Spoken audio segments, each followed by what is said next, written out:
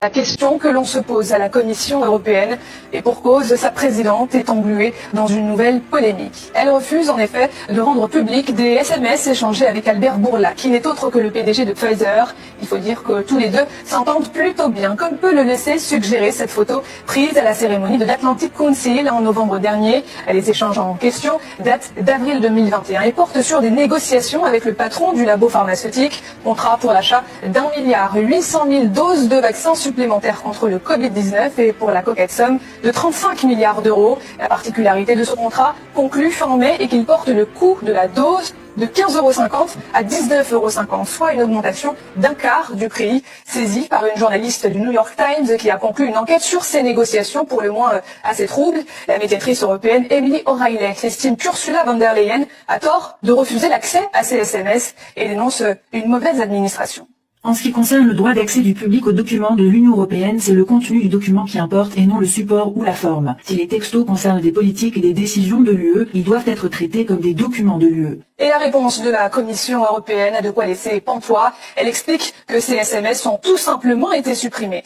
Ces messages sont par nature des documents d'une courte durée de vie qui ne contiennent en principe pas d'informations importantes relatives aux politiques, activités et décisions de la Commission. Des documents de courte durée de vie. Voici donc comment la Commission européenne définit un SMS.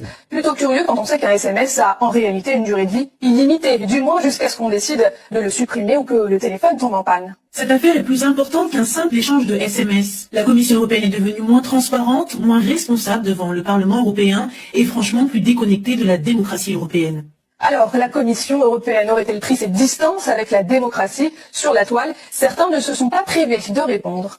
Elle a négocié 4 milliards de doses au profit de Pfizer par SMS privé. L'Union européenne demande à Ursula von der Leyen, présidente de l'Europe, de les révéler. Elle refuse. C'est le scandale du siècle. Ce n'est pas bien du tout, madame Ursula von der Leyen. Il faut démissionner. La présidente de la Commission européenne refuse de montrer les SMS qu'elle a échangés avec le PDG de Pfizer. La démocratie européenne, dans toute sa splendeur. Rends le téléphone, Ursula. Il faut dire aussi qu'Ursula von der Leyen n'en est pas à son coup d'essai en matière de SMS Gate. Avant d'être installée à la tête de la Commission européenne, elle était à Berlin en tant que ministre de la Défense d'Angela Merkel. Sous sa direction, son ministère accumulait les problèmes de gestion. Une centaine de millions d'euros a été dilapidée sans contrôle pour payer des consultants, conseillers et autres sous-traitants privés. Au même moment, un de ses fils, David, était associé chez McKinsey, cabinet international de conseil en stratégie. Et déjà à l'époque, Ursula von der Leyen a semblé tenter de faire obstruction à l'enquête parlementaire. En effet, 2 de ses téléphones portables professionnels avaient été saisis pour les biens de l'enquête. Rapidement, les parlementaires se sont rendus compte qu'ils avaient été expurgés de tout message avant d'être livrés à la Commission. C'est à se demander si Ursula von der Leyen n'a pas développé une phobie des SMS. D'ailleurs, outre-Rhin, son départ en 2019 vers Bruxelles avait été jugé aussi inattendu que précipité et considéré par certains comme une fuite en avant.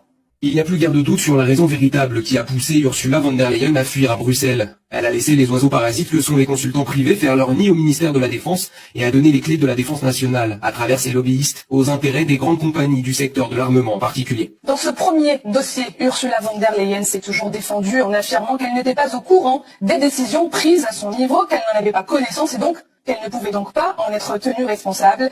Difficile à croire dans la bouche d'une ex-ministre de la Défense au sommet de la hiérarchie de ce ministère. Copinage, connivence, conflit d'intérêts. Pour beaucoup, en tout cas, il est clair qu'Ursula von der Leyen nage en eau trouble.